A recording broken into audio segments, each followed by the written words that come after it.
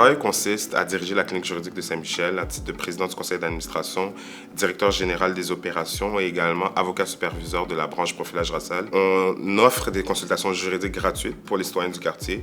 On offre des services juridiques pour les organismes communautaires de manière gratuite et également on accompagne les victimes de profilage racial en déposant des plaides devant la Commission des droits de la personne et devant la déontologie policière. Dès le jour 1 qu'on bâtit une organisation, il faut commencer à bâtir la relève.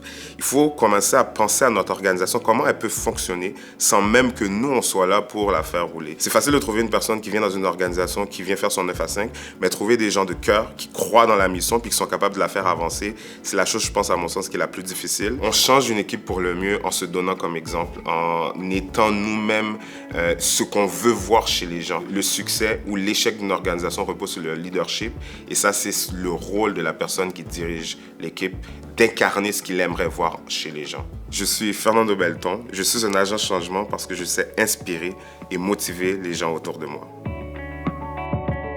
Ultimement, mon travail, c'est de mobiliser des acteurs de divers horizons autour de solutions qui sont pragmatiques, structurantes, qui favorisent le bien-être des gens et qui, idéalement, même leur redonnent du pouvoir d'agir. Mon apport comme directrice générale dans une équipe, en fait, c'est d'insuffler l'énergie, la motivation pour le dépassement de soi. J'aime voir grand et j'aime partager cette vision-là avec mes collègues. On s'engage socialement, non pas nécessairement à travers notre travail, mais à travers l'individu qu'on est dans la vie. Moi, l'entièreté de mes emplois ont été des engagements sociaux parce que mon objectif, ma motivation est toujours d'avoir un impact chez les gens, d'avoir un impact sur la société. Nous sommes avant tout des citoyens dans une société et donc chacune des actions qu'on fait a un impact sur cette société-là. Donc d'en être conscient est un premier pas. Par la suite, si on a la chance en plus de mettre des actions en œuvre pour augmenter cet impact-là, bien c'est certain qu'on se doit de les faire. Je me nomme Marie-Ève Brunet-Kitchen, je suis une fière agente de changements sociaux dans nos communautés et dans notre société.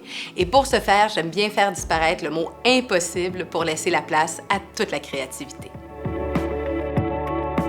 Mon travail consiste à gérer l'ensemble des opérations pour Tel Jeune et Ligne Parents. Je m'occupe autant des équipes d'intervention que des équipes de développement de contenu. Je m'assure qu'on a les bons outils en place, les bonnes technologies. Je dirais que mon plus grand défi en tant que cadre, c'est probablement la gestion du changement. C'est difficile, peut-être même confrontant des fois de se rendre compte qu'on a pris des mauvais chemins, qu'on a des anciennes habitudes, qu'il faut se réorienter, se réinventer aussi. Mais il faut le faire. Puis encore plus aujourd'hui, je pense qu'il faut mettre notre clientèle cible au cœur. Donc nous, les jeunes, au cœur de nos réflexions, au cœur de nos décisions pour continuer de se développer pour le futur.